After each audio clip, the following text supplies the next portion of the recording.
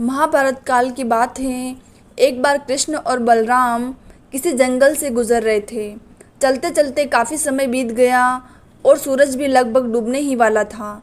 अंधेरे में आगे बढ़ना संभव नहीं था, इसीलिए कृष्ण बोले, बलराम, हम ऐसा करते हैं कि अब सुबह होने तक यहीं ठहर जाते हैं।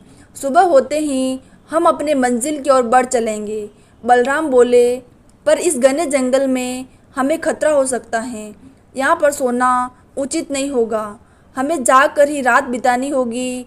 हम ऐसा करते हैं कि पहले मैं सोता हूँ और तब तक तुम पहरा देते रहो, और फिर जैसे ही तुम्हें नींद आए तुम मुझे जगा देना। तब मैं पहरा दूंगा और तुम सो जाना। कृष्ण ने सुझाव दिया। बलराम तैयार हो गए। कुछ ही पलों में कृष्ण गहरी नींद में चले गए। तभी बलराम को एक भयानक आकृति उनकी ओर आती दिखी। वो कोई राक्षस था। राक्षस उन्हें देखते ही जोर से चीखा। बलराम बुरी तरह से डर गए। इस घटना का एक विचित्र असर हुआ। भय के कारण बलराम का आकार छोटा हो गया। राक्षस और विशाल हो गया। उसके बाद राक्षस एक बार और चीखा। पुनः बलराम डर कर काँप उठे। अब बलराम और भी सिकुड़ गए और राक्षस पहले से भी बड़ा हो गया। राक्षस धीरे धीरे बलराम की ओर बढ़ने लगा। बलराम पहले से ही भयभीत थे और उस विशालकाय राक्षस को अपनी ओर आता देखकर जोर से चीख पड़े, कृष्णा! और चीखते ही वही मूर्छित होकर गिर पड़े। बलराम की आवाज़ सुनकर कृष्ण उठे। बलराम को वहाँ देखकर सोचा कि बलराम पहरा देते देते थक गए और सोने से पहले ही उन्हें आवाज़ दे दी। अब कृष्ण पहरा देने लगे। कुछ देर बाद वही राक्षस उनके सामने आया और जोर से चीखा। कृष्ण जरा से भी घबराए नहीं और बोले, बताओ, तुम इस तरह चीख क्यों रहे हो?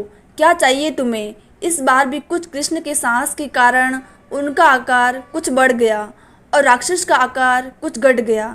राक्षस को पहली बार कोई ऐसा मिला था जो उससे डर नहीं रहा था। घबराहट में वो पुनः कृष्ण पर जोर से चीखा।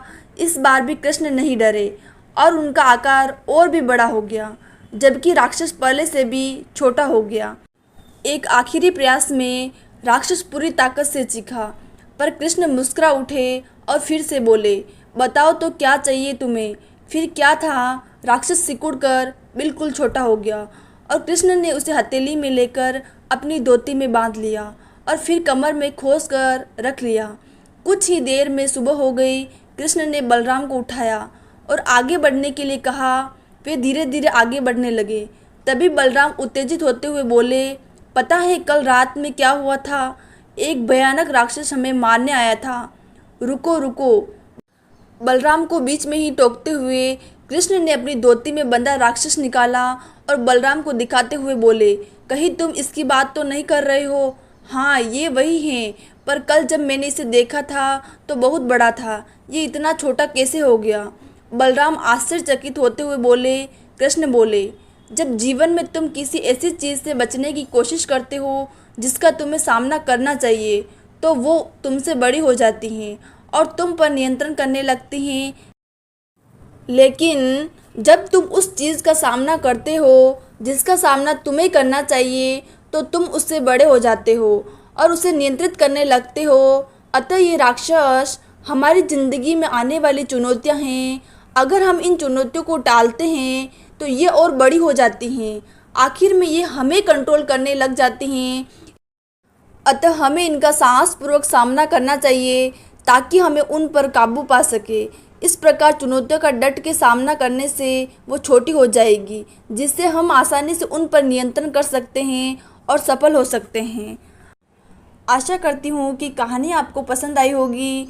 अगर आपको कहानी पसंद आई हो तो प्लीज़ चैनल को लाइक एंड सब्सक्राइब करें। कहानी सुनने के लिए आपका बहुत बहुत धन्यवाद।